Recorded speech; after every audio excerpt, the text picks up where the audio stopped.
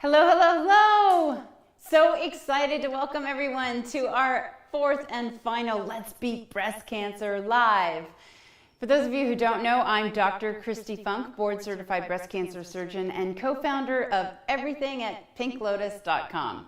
Today, we will be talking about survivorship, and I am delighted to have with me Donna Green-Goodman, 25-year breast cancer thriver and a public health educator with specific emphasis in nutrition and healthy lifestyle education. Welcome, Donna. Hey there, my friend. How are you? I've been well, and you? I know you've been busy. Busy doesn't even begin to describe what it has been, but it's October, Breast Cancer Awareness Month. You know that's what happens. That's what happens, and you got your pink glasses on, ready to rock this with me. So thank you for being here. Donna has such an empowering story, one that I'm sure will encourage our audience to not lose hope and to keep fighting. And for those who are not dealing with a diagnosis, first of all, awesome. Thank you for being here. Welcome. And you will find yourself encouraged as you hear Donna talk about the impact of fully plant-based eating and living. And perhaps you've tuned in because a close loved one, a friend, family member is battling through a breast cancer diagnosis. You are going to be inspired and armed with weaponry to share with those you love so that they too can become a 25-year plus thriver like Donna. So Donna, would you please share your story with us? Yes, I am happy to.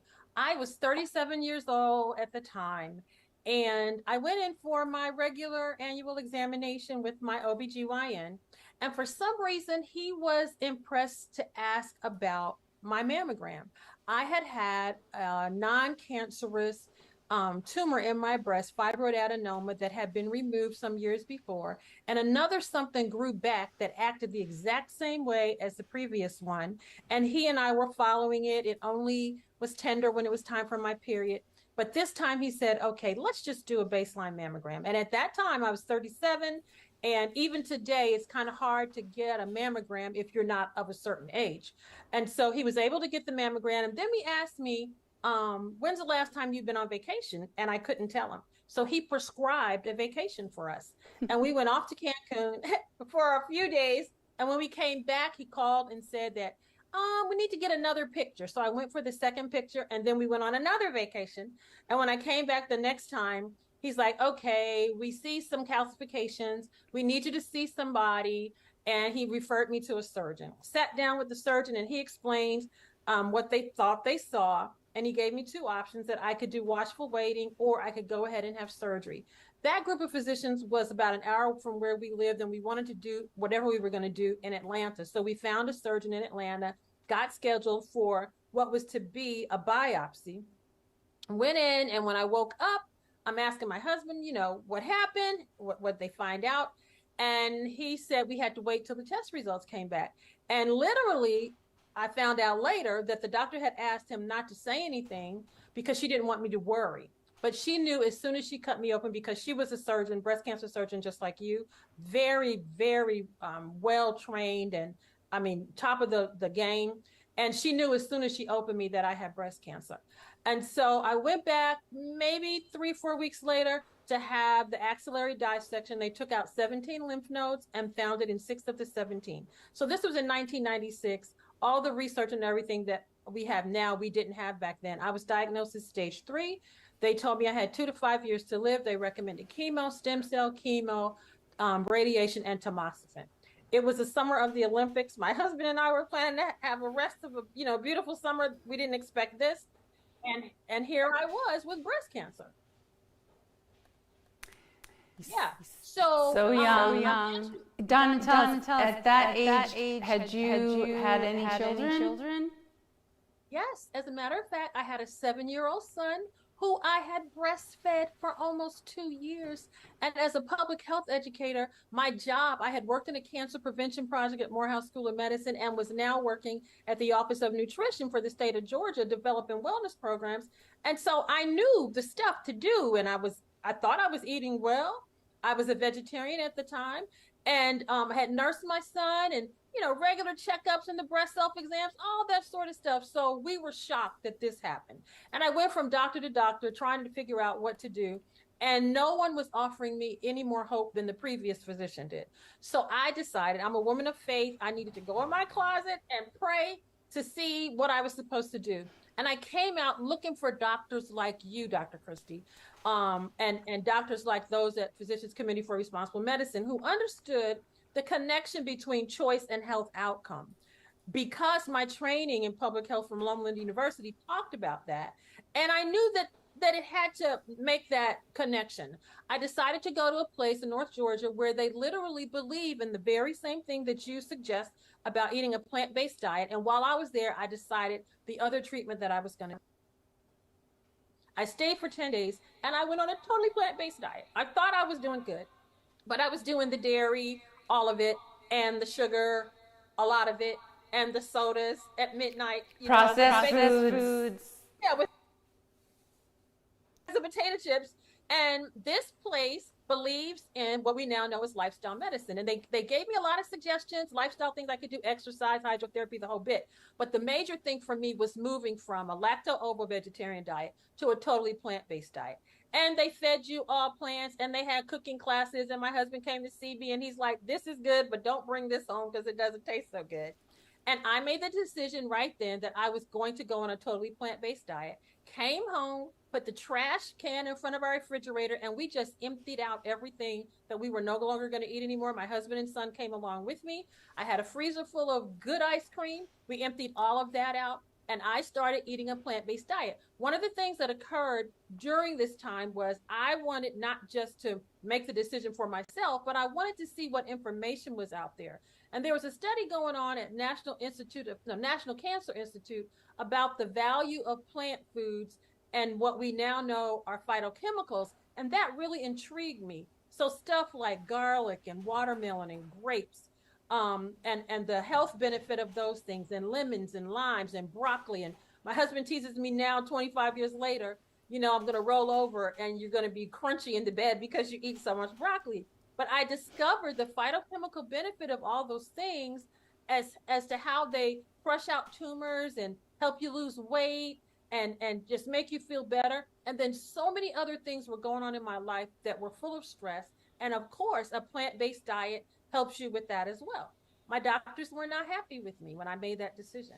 So to be clear, Donna, can I clarify? You had a lumpectomy and an axillary dissection. And at this point, you had not done radiation, chemotherapy, the stem cell transplant, or the anti-estrogen pill.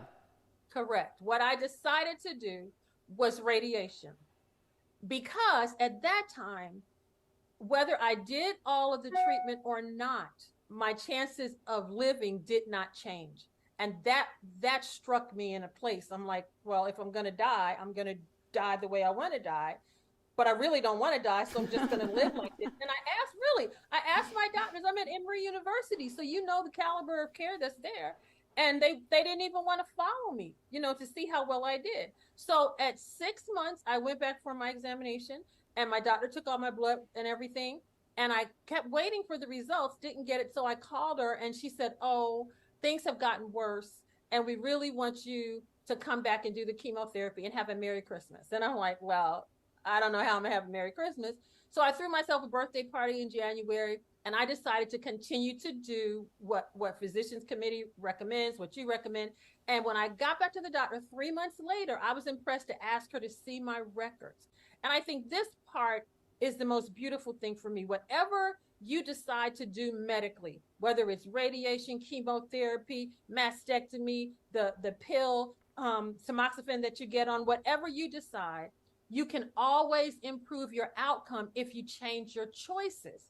And so eating this plant-based diet, I had no idea what the final outcome would be, but I knew that I was feeling better and the migraines were gone and the weight was dropping off just like that. And the stress wasn't bothering me as much. And my breasts were now soft. And I had fibrocystic breast disease, and there were no lumps anywhere anymore. My periods had gone from 10 days a month down to 2. So something was improving. I asked to see my records. And as I looked at my records, Dr. Kristi, I literally saw that in December, she had not told me the truth. Oh no. All of my numbers had dropped, and 3 months later, they had dropped even more. So I asked her, what is this? And she says, well, you didn't do what we asked you to do. So I can't say that you were cured. And I don't want you to tell people that if they change their lifestyle, they can improve their health.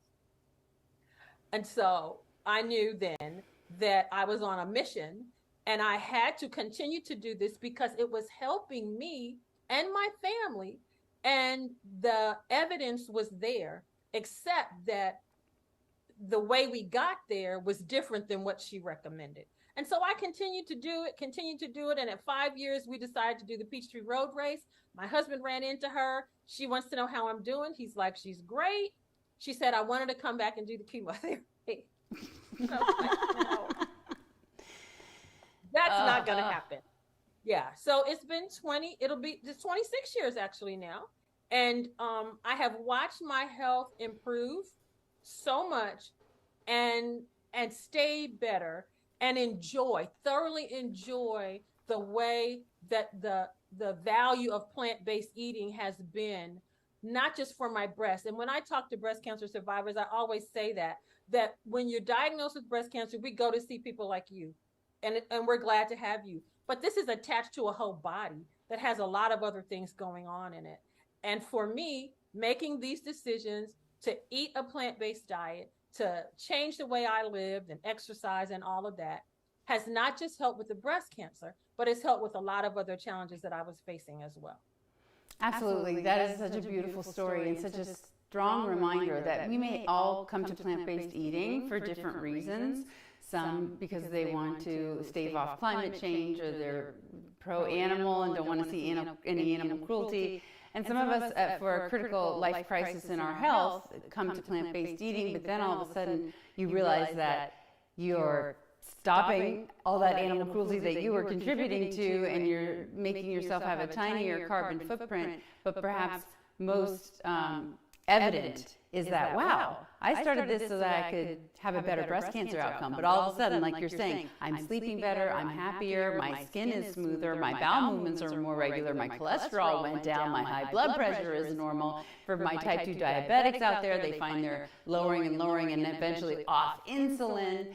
And there are so many things that benefit in terms of our biggest killers. So you stave off, maximally reduce the risk of heart disease, stroke, diabetes, Alzheimer's, and of course, cancers of all organ types.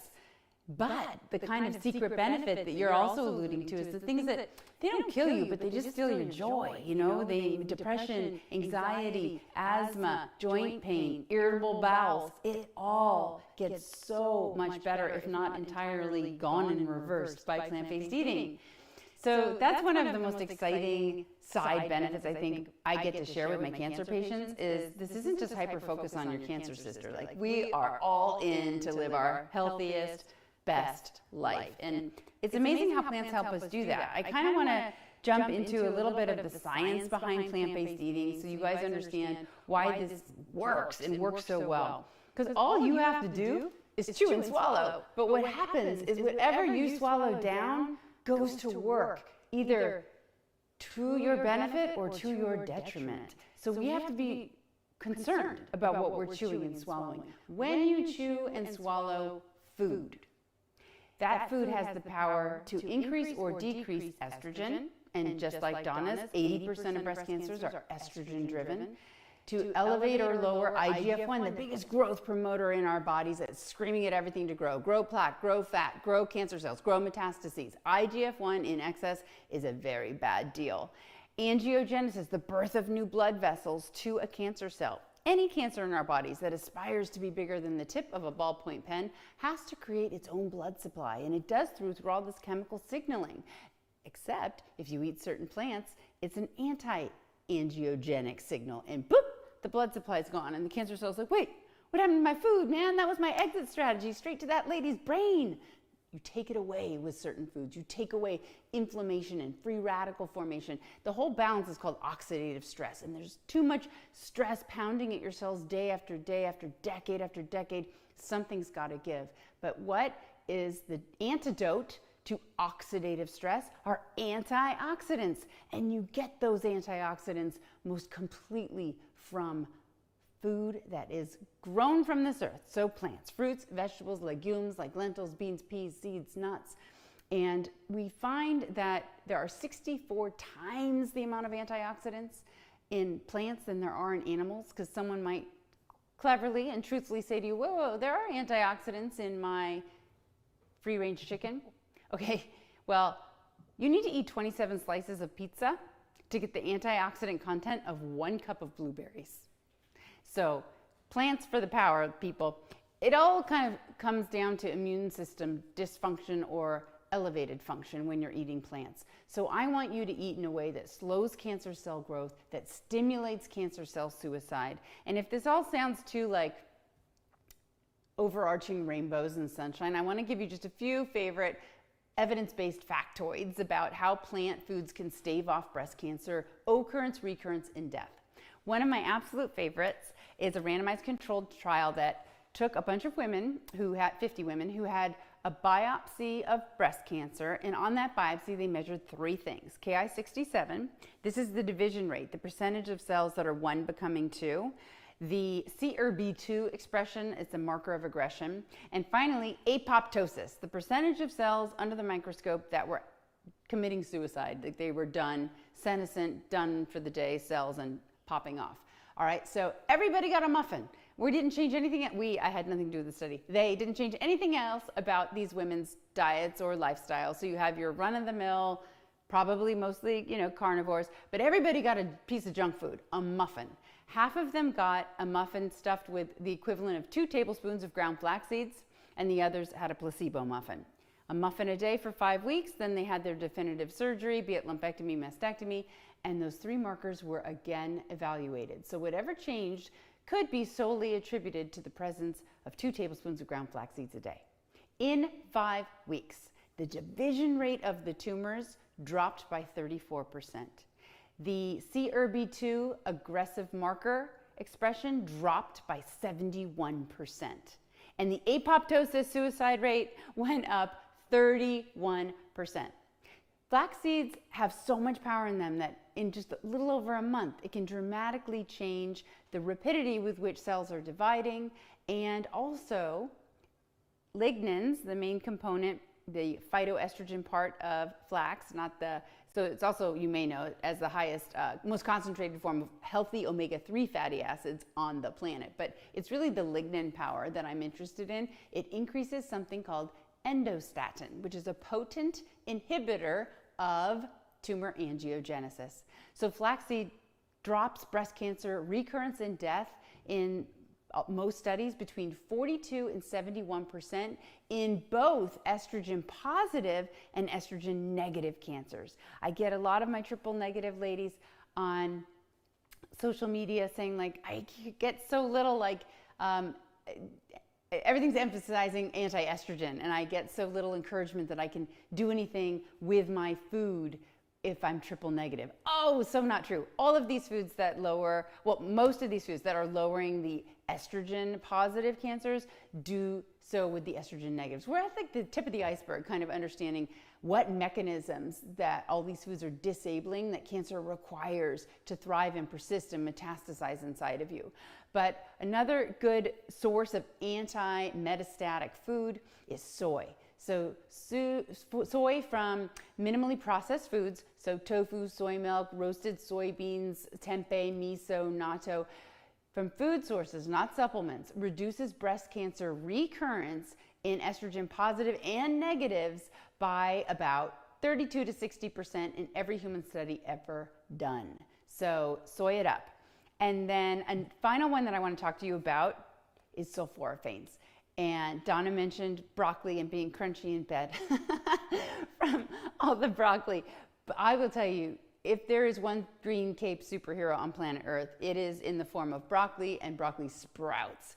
They can literally entirely eliminate cancer stem cells from, albeit, mouse models. So let me tell you, stem cells are these little masterminds that are thought to be the source of all recurrence and death for breast cancer patients because they grow very slowly, actually. So they evade chemotherapy, which is only targeting things that move fast.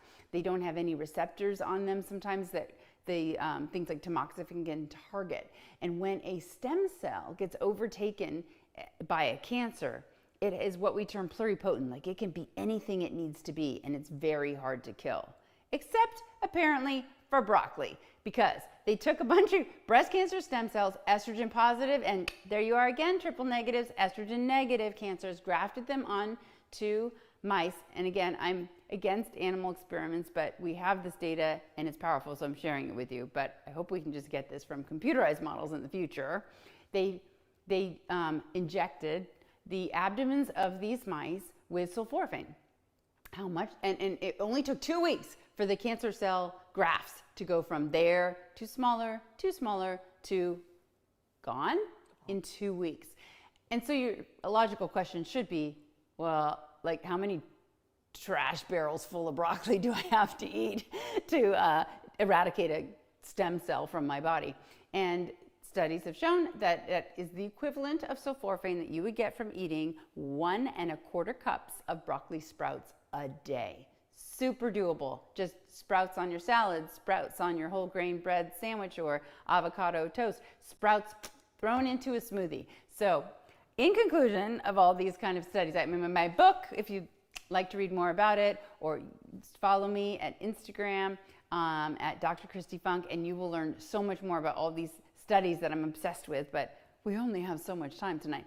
There is one recent nice overview study called WHEAL, or Women's Healthy Eating and Living Study. Followed 3,080 breast cancer patients. It was a randomized controlled trial looking at the effectiveness of a high vegetable, low fat diet. And just 2 years after diagnosis, those following a high vegetable, low fat diet had a 31% drop in recurrence versus highest versus lowest third of cruciferous vegetable intake. And among tamoxifen users, the drop was 52%, suggesting that there is some additional benefit for those at true high risk for recurrence by going on those recommended medications, which, as Donna explained, is a nuanced approach, right? It's a very individualized discussion between you and your physician or you and your other trusted sources of advice, because I give varying advice to different cancer subtypes. It is not one size fits all, and it is not always the safest choice to do what Donna did, which obviously worked out beautifully, and knowing some of the details of her tumor subtype, I probably would have advocated for the same thing. One really easy way as a breast cancer thriver or someone wanting to reduce risk to get all of these, like this nutrient bomb inside of you, is smoothies. You don't want to drink juice that has removed the fiber and you get too much of a sugar spike leading to an insulin spike. But smoothies are so amazing. So if you've never seen mine, I have 13 of my top 18 anti-cancer foods beautifully, deliciously going into the smoothie. So check it out. pinklotus.com/kitchen and look at that smoothie recipe, which will kind of blow your mind. Donna didn't stop with plants and her healthy living. She found so much inspiration after her diagnosis that I can't wait for her to share with you. Her diagnosis inspired her career, her business, Lifestyle Therapeutic it's called, and she wrote 1 book, 2 books, 3 books. So Donna, tell us about how your cancer experience ultimately culminated in this beautiful blooming of life transformed. I think some of the things that you were saying about broccoli and the difference that it made, I discovered when I read my test that my cells were poorly differentiated, and I discovered that parsley has some phytochemicals in it that help to differentiate the cells. And so as I began to see that, I was a home economist before I became a public health educator, and I had a reputation for cooking food. And so as I began to make the changes for my family, people started asking me, Donna, what are you doing? We need the recipe for it. We need you to share that with us. And so my husband and I decided that we would begin to share this information in our professions. Me as a health educator, wellness coach, he as a physical therapist, and we combined our careers to open up what we call Lifestyle Therapeutics, a physical therapy and wellness center. And the amazing thing that you said earlier at the beginning was how these comorbidities are also impacted. So he sees patients who have had a stroke, who have diabetic neuropathy, and the very same diet that has helped me beat breast cancer, we recommend to our patients. And we're watching them get off medications and lose weight and the whole 9 yards. So we do that in the clinic. And then people wanted recipes. So I started compiling them. And then I got the idea, let's put it in a book. So the first book that I wrote was Something to Shout About. And that came out of the fact when I went to the doctor and things were better. And I was just so thankful. And that's my story, tips on healthy living and recipes. And then the second one I wrote is called Cooking Up Good Health. And that is a partner to a cooking show called Cooking Up Good Health that's available on our YouTube channel. And then about 3 or 4 years ago, I did another one, which is an ebook called Still Cooking Up Good Health, that combines resources of lifestyle medicine professionals, links to things that can assist you on the journey, links to food demonstrations, meal plans, menus, all of that sort of stuff in a downloadable version that we share with our patients. And it has been, you literally meet with women all day, and our lives are changed when you get a diagnosis like this. And if you have a family history or some sign of it, but when it came to me, I didn't have any of those sorts of things. So it just kind of knocked me off. But it has redirected me, kind of like a GPS system. I was heading in one direction, and then this happened, and I was redirected to the business that we have. And it's been one of the best things to come out of what we've done. And I don't know that if I had it to do over again that I would want it to be any different than it is, because it's made such a difference. We are in Huntsville, Alabama. Our practice is Lifestyle Therapeutics, spelled with an X.com. You can follow me at Still Shoutin' on Instagram and Twitter. And you can go to our YouTube page, which is Lifestyle Therapeutics, which there's some videos that are there. As a matter of fact, last year I celebrated 25 years, and there is a celebration there. And I did a conversation with Dr. Kristi that was just so amazing. And since we did that, Dr. Kristi, I still talk to women about it. And when they have questions or concerns, I'm like, you don't have to worry about this. Go to the page, look at the video. The scientific information is overwhelming now as to how what we eat because we know that there's some things that we eat that can make us sick, but we're not so sure that if we eat plant foods, especially, that they can make us well. But the evidence-based information now is everywhere, and it happens so quickly. That's the thing I think that was amazing to me. I didn't find out for 9 months that things had improved with the breast cancer, but I began to see right away. You mentioned bowel movements. I used to lay in bed. I couldn't lay in the bed in the morning. I had to get up and run to the bathroom. And so all of these things have not only changed my life, but it's empowered my husband and I to advance our professions and make changes in the lives of other people. And it's just been such a joy to be able to do it. I love that story. And you are the true example of how a cancer, such as your breast cancer, can come into your life, not to kill you, even though the threat like that is so overwhelming, but to change you. And yes. Whether you believe in God as you and I do, or just the universe, or life as fate, like you were destined to get that cancer so that it would just spark that, ignite that immediacy inside of you. Like, I have no other choice but to go all in. Get the trash can, bring it in front of the fridge, and dump away. And I also love that you mentioned how quickly the transformation happened. One of my favorite studies to tell women who say, you know what, doc, this is all well and good what you're talking about, but it's too late for me. I've been fat my whole life. Now I have cancer. I'm also diabetic. It's too late. And I tell them this study of 50 obese women who were sent away to follow the Pritikin plan. So a whole food, plant-based diet, daily exercise. It was high fiber, low fat. And then it wasn't for 12 years, it wasn't for 12 months, it wasn't for 12 weeks, it was for 12 days. And the women came back to the study, and 12 days later, based on their initial assessments, their blood was now taken 12 days later. That's it, less than 2 weeks. And they analyzed that IGF-1 that I said was such a bad, evil actor, and it had plummeted. And they had taken their blood before the going away for 2 weeks and dripped it on a petri dish filled with human breast cancer cells. And the cells actually grew because their blood was like pro-carcinogenic, right? 12 days later, same women, new blood sample, new petri dish of breast cancer. They dripped this blood on and poof, the cancer cells melted away. Cancer kicking machine in 12 days. So it doesn't take long. But it also does take sometimes more than food. So everyone knows where we can find Donna's amazing resources that she just listed. We also have 2 other wonderful sources to share with you. One is the letsbeatbreastcancer.org campaign.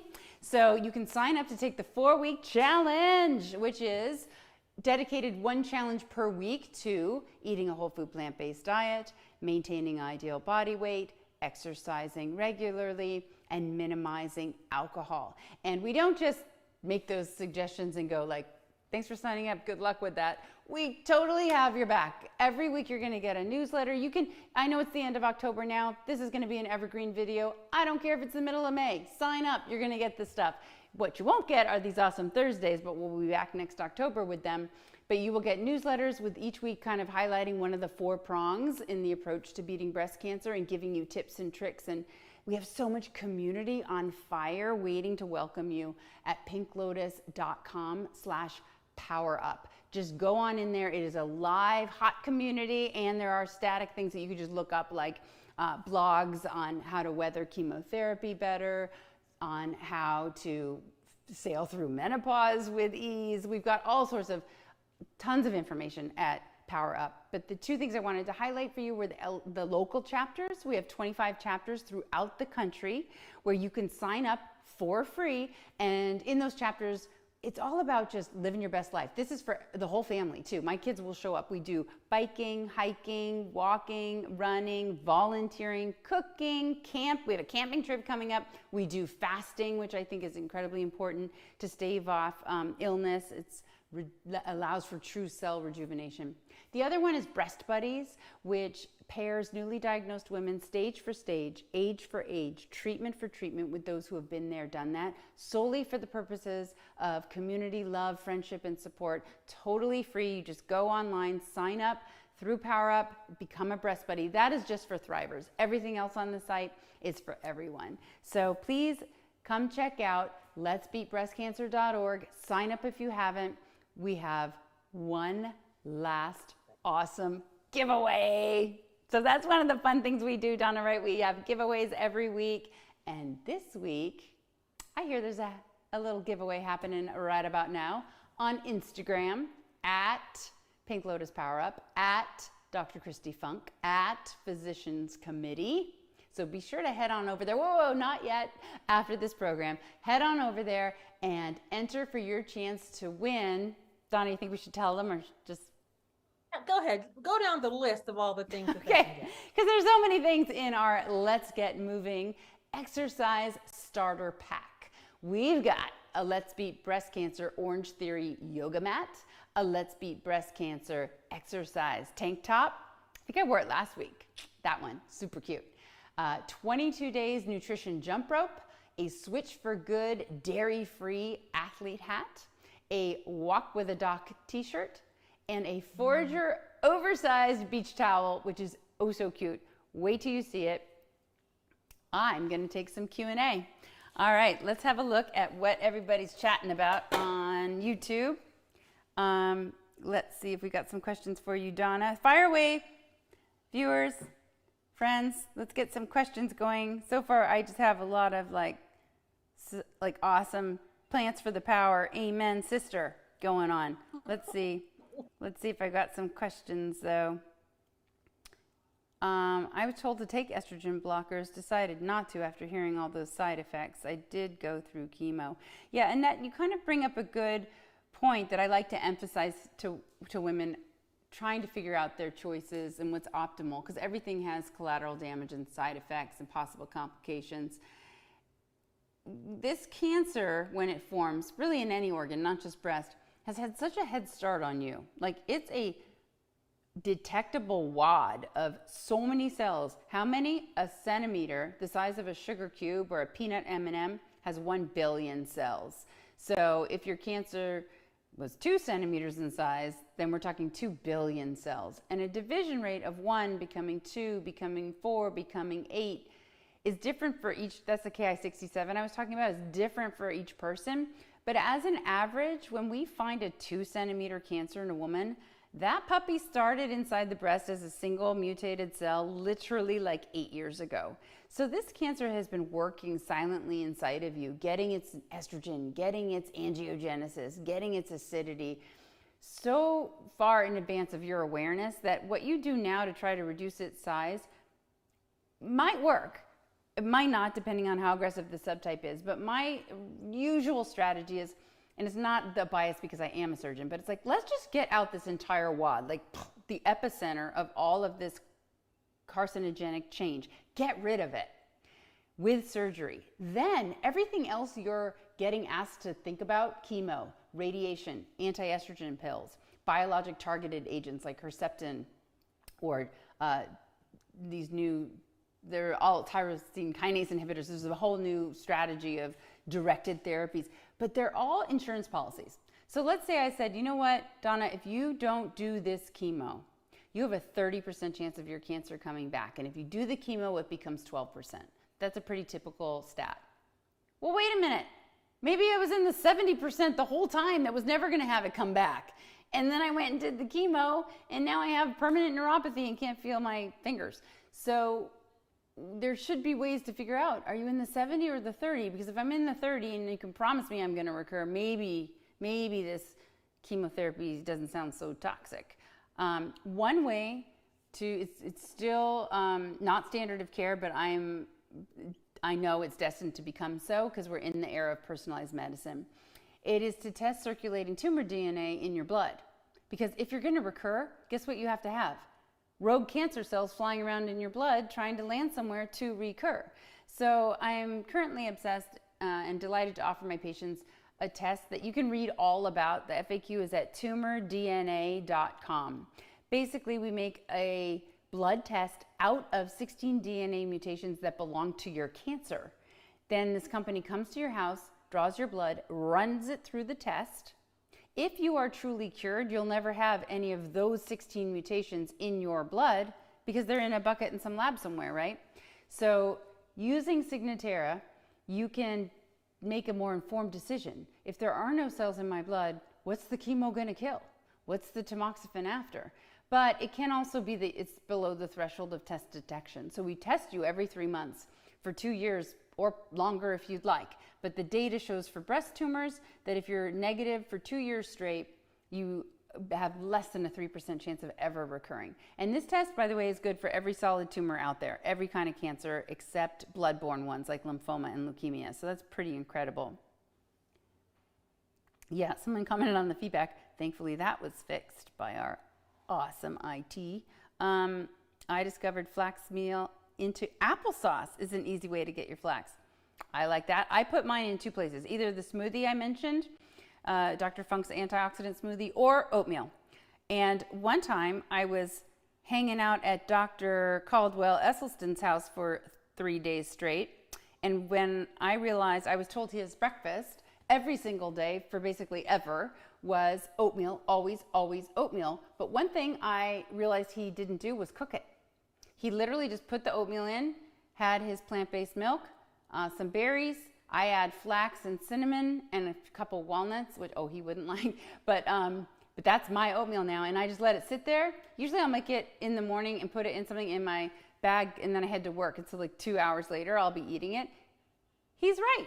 You don't need to cook it. And why don't you want to cook it? It has to do with the resistant starch. So you get more fiber and resistant starch delivered to your gut, your microbiome in your colon, and those little critters love the prebiotic that's found in uncooked oatmeal even more than they love it in cooked oatmeal.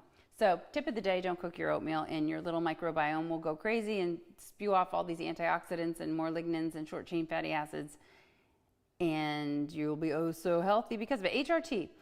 This is from Mary Ellen. You have said in the past, someone's calling me out on something. You have said in the past that its risk of causing cancer outweighs its benefits. Do you still feel this way? Hearing such conflicting views. You know what? HRT, Mary Ellen, is so controversial. If I said the risk outweighs the benefits, that may have been in a particular discussion about a particular person who maybe already had an estrogen-driven cancer, perhaps, because risk doesn't always outweigh benefit. If you are literally hot flashing your way to a divorce, or you can't think straight and you're about to get demoted or fired because your brain is just mush off of your hormones because you went through menopause, or you went through chemically induced menopause through chemotherapy or taking these anti-estrogens, etc. It's always a nuanced discussion of benefit versus risk. But an excellent large volume, 100,000 women on all different types of HRT, including bioidenticals. This study came out in, I think, January 2019 out of the UK, and they found for every 50 users of estrogen plus progesterone, one woman would get a breast cancer she would not have gotten. If you did estrogen and intermittent progesterone, which is a more common strategy, 1 in 70 would get a breast cancer. If you didn't have a uterus, you didn't need the progesterone, and you were just on estrogen, 1 in 200 got a breast cancer she wouldn't have gotten. So to an individual woman, let's say she needs to be on it and the risk would become 1 in 50 or even 1 in 200.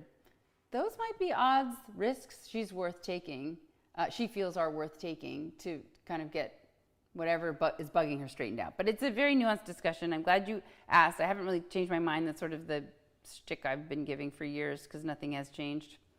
I add flaxseed to my coffee along with turmeric, cacao, and cayenne, like eating and drinking at the same time. Oh my gosh, I love that.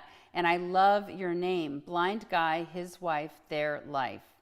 You guys sound like a cool, loving couple just by your handle on YouTube. Okay.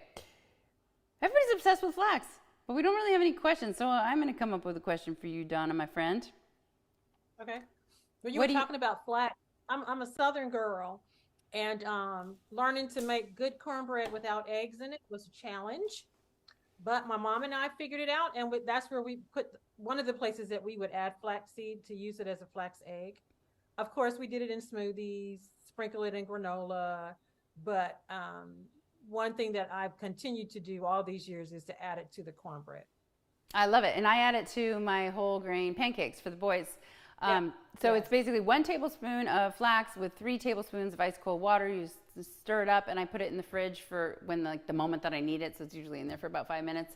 And it's high in omega-3 fatty acids and high in fiber. So it makes a gummy consistency that's very eggy. Yeah. That is fantastic advice. Okay. Well, my heart is a little bit because I've been looking so forward to all of these Thursdays, each Thursday this October, but I will be back again next year, and you, my friends, have breasts all year long, and I actually talk about breasts all year long. So please follow me at Dr. Kristi Funk on Insta, Twitter, Facebook. Join Pink Lotus Power Up, and of course, take the challenge at letsbeatbreastcancer.org. Post a picture of you, like drinking a mocktail, making a favorite meal, mixing up a flax egg. Post it. Maybe you got your t-shirt. All these cool t-shirts that we came up with this year, you can get at Shopify. Love, love, love all of mine. You will too. The material is oh so soft and the message is oh so powerful. So post your plant-basedness, whether it's on a shirt or in a recipe, on Instagram. Tag at Physicians Committee. Tag at Dr. Kristi Funk. Tag Pink Lotus Power Up. And hashtag Let's Beat Breast Cancer. All right, everyone, our last giveaway is on Instagram, so go check that out and enter, and good luck to you all. Winner is announced on Sunday. Thank you so much for joining us, and a huge special thank you to Donna Green-Goodman for joining us. And one more time, shout out where we can find all of your awesomeness online. You can follow me on Instagram at StillShoutin, StillShoutin, as well as Twitter. You can go to our website, lifestyletherapeutics.com. You can follow us on YouTube at Lifestyle Therapeutics. And recently, we started a meal prep. So if any of you are in the Huntsville, Alabama, North Alabama area, stillshoutin.com, Plant Power, Auntie Donna's Plant Power Goodness is where I'm making food to help people improve their health. Woo! All right, everybody. I love it. Thank you, Donna. So until Thank next you. time, I wish you and everyone out there the breast of health. Keep shouting. Yeah. Bye, honey.